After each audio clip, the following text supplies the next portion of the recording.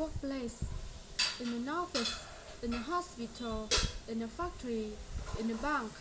on a farm, at home, for a company, at a school, at a university, at a primary school, at a secondary school, at a high school, for a government job, office worker, doctor, factory worker, banker, farmer, housewife, accountant, teacher, student, policeman, businessman, engineer, nurse.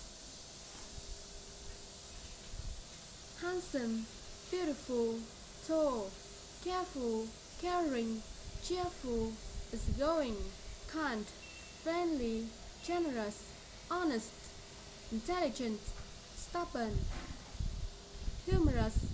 hardworking, emotional, frank, knowledgeable, talented, sociable, modest, talkative, difficult, broad-minded, sensitive, optimistic,